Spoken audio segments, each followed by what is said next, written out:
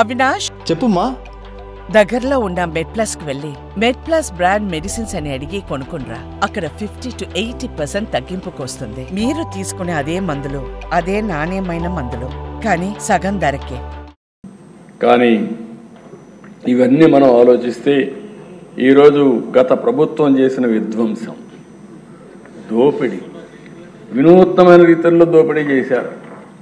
నేను ఎప్పుడు కూడా కలలో కూడా ఊహించాల రాజకీయ నాయకులు ఈ విధంగా దోపిడీ చేసి తప్పించుకోగలుగుతారని నా జీవితంలో ఎప్పుడు ఊహించలేదు. అంత దోపిడీ జరిగే పరిస్థితి వచ్చింది. ఎక్కడ చూసినా ఎవడికి దొరికింది వాళ్ళు దోచుకునే పరిస్థితికి వచ్చారు. ఇంకో పక్క కక్ష సాధింపు, వ్యవస్థలన్నీ ఒక తప్పుడు పని చేయాలంటే వ్యవస్థలుంటే ఇమ్మీడియట్గా బయట వచ్చేస్తాయి. కాబట్టి వ్యవస్థనే నాశనం చేస్తే మనం అందులో ఏం చేసినా మనకేమీ తెలియదనే ఉద్దేశంతో అన్ని వ్యవస్థలు నాశనం చేశారు. ప్రజాధనాన్ని దుబారా చేసే పరిస్థితికి వచ్చారు. వ్యవస్థల దిశ మొత్తం నిర్వీర్యం అయిపోయినాయి. మామూలు 1-2 వ్యవస్థలు కాదు, అన్ని వ్యవస్థలు నిర్వీర్యమైపోయే పరిస్థితి వచ్చింది. 5 ఏళ్ల పాలనలో వాళ్ళు చేసిన తప్పులు, అప్పులు, పాపాలు, నేరాలు రాష్ట్రానికి శాపంగా మారాయి. ఆ రంగం ఈ రంగం అని కాదు, ఏ శాఖలో చూసినా సర్వం అస్తవ్యస్తం చేశారు. అసమర్థ పాలన, అభివృద్ధి నిరోధక నిర్ణయాలు, ప్రజా సంపద దోపిడీ, పన్నుల బాధుడు, స్కాముల కోసమే స్కీములు, అస్తవ్యస్త ఆర్థిక నిర్వహణలో రాష్ట్ర చరిత్రలో ఎప్పుడూ జరగనటువంటి నష్టం జరిగింది. ఒక ఉదాహరణకు ఒక 10 విషయాలు మాత్రం మీ దృష్టికి తీసుకొస్తున్నా, రాష్ట్ర ప్రజల దృష్టికి తీసుకొస్తున్నా. రాష్ట్ర రాజధాని నిర్మాణం నిలిపేశారు, బ్రాండ్ని నిర్వీర్యం చేశారు. ఆ రోజు ప్రపంచమంతా చర్చించారు. అమరావతి ఒక కొత్త నగరం వస్తూ ఉంది, ఈ దేశానికి కొత్త నగరాలు అవసరం. అలాంటి నగరాల కోసం అమరావతి వచ్చినప్పుడు ఇది ప్రపంచంలోనే ఒక మేటైన నగరంగా తయారవుతుందని చెప్పి అందరూ ఆశించే పరిస్థితికి వచ్చారు. ₹1 ఖర్చు పెట్టాల్సిన అవసరం లేదు. కానీ ఏం చెప్పారు? దేశం 1,00,000 కోట్లు కావాలి, ఎక్కడ డబ్బులు ఉన్నాయన్నారు. నేను ఆ రోజు కూడా చెప్పాను, ఈ ప్రాజెక్టు డబ్బుల కంటే కూడా సెల్ఫ్ ఫైనాన్సింగ్ ప్రాజెక్ట్ ఇది. అక్కడ 10,000 ఎకరాలు దగ్గర భూమి ఉంది, అది అమ్ముకుంటే ఫేజ్డ్ మేనర్లో ఈ రాజధాని కట్టుకోవచ్చు చెప్పే పరిస్థితికి వచ్చాం. వినకుండా చేసే పరిస్థితికి వచ్చారు. జీవనాడి పోలవరాన్ని ఎన్నోసార్లు చెప్పాను, ఆంధ్రప్రదేశ్ జీవనాడి పోలవరం పూర్తి చేసుకుని నదుల అనుసంధానం చేయగలిగితే ఈ రాష్ట్రానికి కరువు అనే పరిస్థితి రాదు. ఇది మనం చేయాల్సిన బాధ్యత ఉంది. విభజన జరిగింది, పోలవరాన్ని నేషనల్ ప్రాజెక్టుగా పెట్టారు, పూర్తిగా కేంద్రం పూర్తి చేస్తామని హామీ ఇచ్చారు.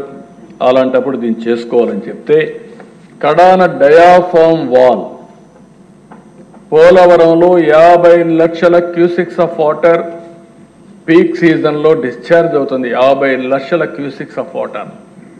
దేశంలో ఏ ప్రాజెక్టుకి ఇంత నీళ్ళు, ఇంత వరద వచ్చే సమస్య లేదు. అలాంటి ప్రాజెక్టులో ఏజెన్సీని మార్చి, అదే మరిగా ఆఫీసర్లను మార్చి, వర్షాలు వస్తే గాలి వదిలిపెట్టారు. దాంతో వర్షాలు వచ్చాయి, మొత్తం డయాఫామ్ వాళ్ళు కొట్టుకోకపోతే 2 సంవత్సరాలు పట్టించుకోలేదు. ఎప్పుడు పోయిందో తెలియదు వీళ్ళకు. తర్వాత సెంట్రల్ గవర్నమెంట్ దానిపైన ఐఐటి హైదరాబాద్ వేస్తే వాళ్ళు చాలా స్పష్టమైన రిపోర్ట్ ఇస్తే దానికి కూడా వితండవాదం మొదలుపెట్టే పరిస్థితికి వచ్చారు. ఇంకొక పక్కన దేశ ప్రభుత్వ టెర్రరిజంతో ఉపాధి ఉద్యోగ అవకాశాలు పూర్తిగా గండిపడ్డాయి. ఈ రాష్ట్రంలో ఉండే పరిశ్రమలు వేరే రాష్ట్రానికి పారిపోయే పరిస్థితికి వచ్చారు. పెట్టుబడులు పెడతామని వచ్చే వాళ్ళు వెళ్ళిపోయే పరిస్థితికి వచ్చారు. ఇంకొక పక్క విద్యుత్ రంగం వీళ్ళు మాట్లాడుతున్నారు. 1,29,000 కోట్ల రూపాయల నష్టం వచ్చే పరిస్థితి వచ్చింది. ఒక్క ఉదాహరణ, సోలార్ విండ్. ఆ రోజు ఎక్కడికక్కడ అగ్రిమెంట్స్ ఉన్నాయి. అగ్రిమెంట్స్ ఉంటే ఆ అగ్రిమెంట్స్ ప్రకారం తీసుకునే బాధ్యత రాజ్యాంగంగా ప్రభుత్వం పైన ఉంటుంది. కావాలని తీసుకుపోతే కేంద్రం కూడా హెచ్చరించే పరిస్థితికి వచ్చారు. కడాన కరెంటు తీసుకోలేదు. వాళ్ళు ఆ సోలార్ విండ్ ద్వారా వచ్చిన కరెంటు వీళ్ళకి ఇవ్వలేకపోయారు. కడాన కోర్టు మొట్టికాయనేసి వాళ్ళకి ఇవ్వాలంటే 9,000 కోట్ల రూపాయలు ఇచ్చారు. అంటే కరెంటు వాడుకోకుండా 9,000 కోట్ల రూపాయలు వాళ్ళకు బకాయిలు కట్టి ఏదైతే క్యాపిటల్ పైన క్యాపెక్స్ పైన ఎప్పుడు డబ్బులు ఇవ్వాల్సిన అవసరం ఉంటుంది, ఇచ్చే పరిస్థితికి వచ్చారు. దానిపైన ₹7.25 7.5 పెట్టి బయట ఓపెన్ మార్కెట్లో కరెంటు కొన్నారు. ఒక వ్యక్తి దుర్మార్గమైన ఆలోచనతో ఇలాంటి తప్పుడు నిర్ణయాలతో రాష్ట్రంలో ఎలక్ట్రిసిటీ డిపార్ట్మెంట్ని మొత్తం అతి ముఖ్యమైన రంగాన్ని 1,29,000 కోట్ల రూపాయలు అవినీతిలోకి నష్టాల్లోకి తోచేసే పరిస్థితికి వచ్చారు. ఈరోజు దాన్ని ఏం చేయాలని అర్థం కాని పరిస్థితి. ఈరోజు నిన్న కూడా మనం చూసాం, ₹1 ట్రూ ఆఫ్ ఛార్జెస్ వేసి అవన్నీ రికమెండ్ చేస్తే ఇప్పుడు వినియోగదారులు దాని మీద భారం పడే పరిస్థితి తీసుకొచ్చారు. అంటే ఒక వ్యక్తి తప్పుడు విధానాలు ఏ విధంగా ఉంటాయో, ఏ విధంగా వెంటాడతాయో ఇది ఒక ఉదాహరణ అని చెప్పి కూడా నేను మీకు తెలియజేస్తున్నా.